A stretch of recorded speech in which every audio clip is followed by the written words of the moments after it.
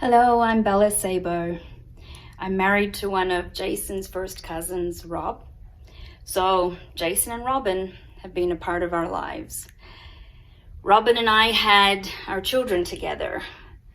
Dakota and my daughter Kira are the same age, and Canyon and my son Seth are the same age.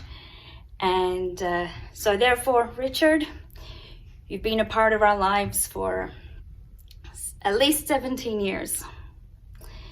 And Richard, you'll be missed. My kids remember you when you guys lived in Centennial. Robin had my kids one weekend, and I remember Seth coming back. He was little, and he says, I went to a place with soldiers. And then Kira remembers it, that they fell asleep at Jason Robin's house. When they woke up, they were at Centennial. And Kira thought, how long was I asleep? Did we end up in England? Other memories we have of Richard, Elaine, and family is being at the cabin at Seba Beach, sorry. We've had many memories there. We loved that cabin. And my parents, Alec and Arunka Balog, remember your family so fondly, and especially you, Richard. You'll be missed. I'm from Australia, so my parents are from Australia, and every time they came for a visit or come for a visit, we have dinner and spend time with you all. And the special moment we'll miss is the September birthdays. It won't be the same without you, Richard. And we'll miss you. And I'm standing in front of this picture because Richard, Rob did a job for you, and Rob didn't want you to pay him, but out of the goodness of your heart, you gave us this picture. And this picture hangs in our stairwell. And it's even more special now and cherished because you're always a part of us. Elaine, Robin, and Barry are with you. And Richard, we'll miss you. Thank you for we'll miss your kind words, your soft tone, your words of love. But God's gained an amazing man. You'll be missed. Love you all.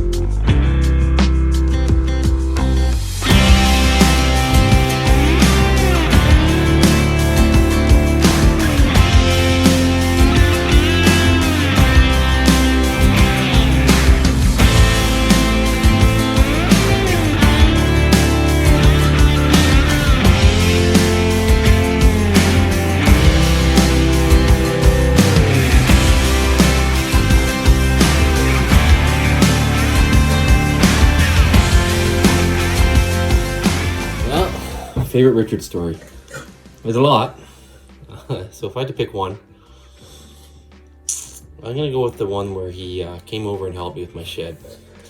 I was working on this shed for probably for 4 months with my father-in-law's Zoom boom, putting posts in, these power poles in and out, moving them around, thinking, okay, how am I gonna build this lean-to just for a couple tractors?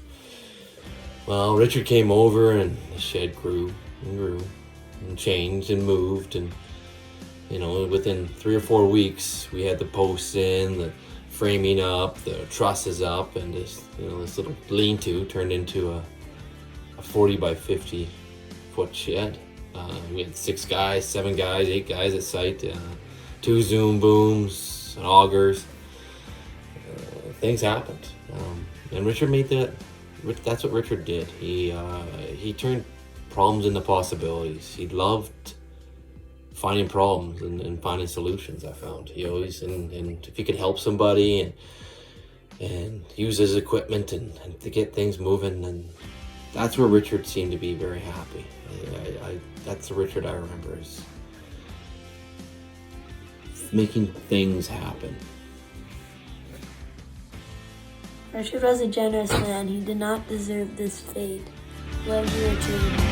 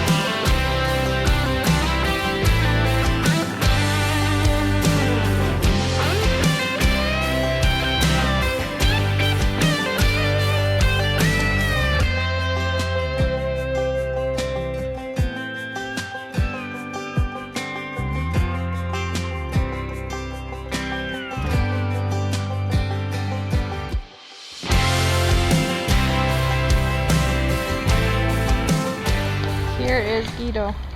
We have to buy my real first real toy. Yep. He goes just like iPad. Where's your noodle? Any excuse to get out now. Look, your toy is outside now. You want a noodle, Ryder? No. I will go to the Hey Dad, now go for it. Just get in. That's on video. Yeah, you're on video this time. Come on, just run down those stairs. How am I gonna get in? Yeah.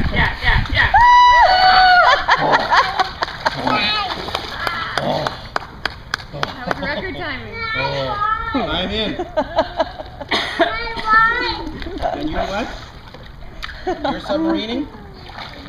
Okay, I'm gonna push you on your submarine. I'll help you. Go on. Okay. Okay.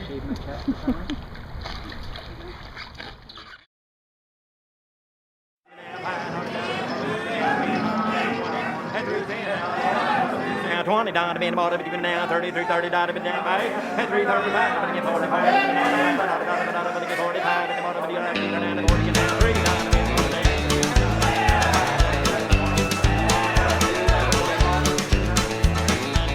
Well, I went down to the Grundy County auction where I saw something I just had to have. My mind told me I should proceed with caution, but my heart said go ahead and make a bid on that. And I said, Built-in stereo system, DVD player, flat screen TV, Toshiba, viewable from the Chesterfield or the bedroom. Yes, yes, nice. Microwave oven, full tub, shower, deep freeze, fridge, full pull-out. Double sink. What are we gonna do with that? Nice, Bedroom. This is all a pull-out. Then when you do the pull-out here, you got a window with a screen. Huh. Cool. Both sides. So you've got another window and a screen underneath that blind. Nice.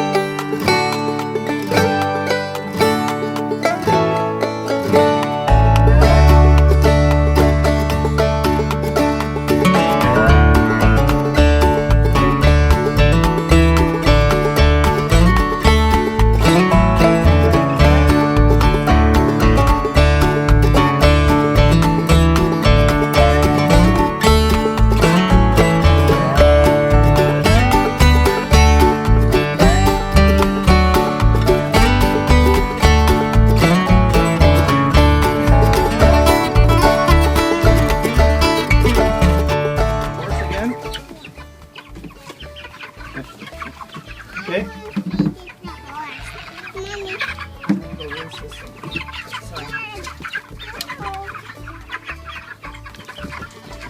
Here, we'll put some here.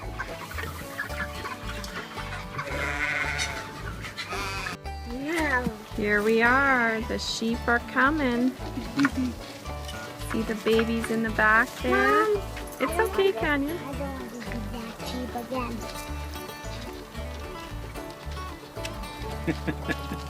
Babies are in the back. There's only 4 babies. 4 babies, yeah. See, Dakota's got a mama there. See? See her udders? Oh. How do you milk the sheep? How do you milk the sheep? How do you milk it? You want to? Oh, look at Canyon. The little baby here on the side. Look over by Guido. Here, coming right there. Right in between the 2 mamas. He really likes it. That's what happened. All right. So we were married and we lived in a little house on Highway 12, south of Steinbach. And Richard always loved animals and whatever. And somehow he got a raccoon.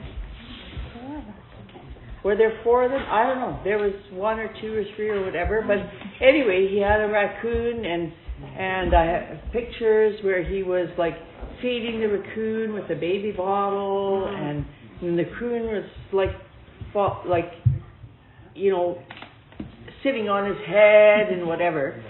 But he didn't only have raccoons. He also had a den of foxes that he dug out of the den. And he had an owl. And he had, I don't remember what else. And so anyway, he had all these animals in a cage on the acreage. And then one day the game warden came over, and it was like, oh boy, okay, now we're in trouble. All these animals that you're not supposed to have. And the game warden, I think, saw, I don't know, he saw some of the animals, but not all of them. And so then obviously we had to get rid of, you know, bring these animals back to the bush. But the game warden never saw all of them. And I forget which, I think it was the raccoons that he never saw. You know, and those would have been like most important ones. Yeah, and he never saw them, so we had raccoons for a pet for, I don't know how long. We also had an owl that Grandpa found in the bush and brought us this little ball of fluff. And so we kept this little ball of fluff in our dirt basement, and Richard would feed it raw meat. And we didn't actually know what it was, if it was a hawk or an owl, or we didn't know what it was. So anyway, finally it got so big that it was ridiculous to have it in our dirt basement. And so then one weekend we were going away somewhere, so Richard says, okay, this is the weekend we let this thing free. Oh, yeah, so we got to their house and he was so excited. He's like telling us we had to drive just past the road before we turned to Seba Beach because he found like a bald eagle nest. So we go back in the car and we drive there and we're looking for these bald eagles and it's just a bunch of osprey keep flying over the road. So there were no bald eagles, it was just osprey in the nest. But Guido was pretty excited, wasn't he? Yeah. Yeah, he was pretty excited.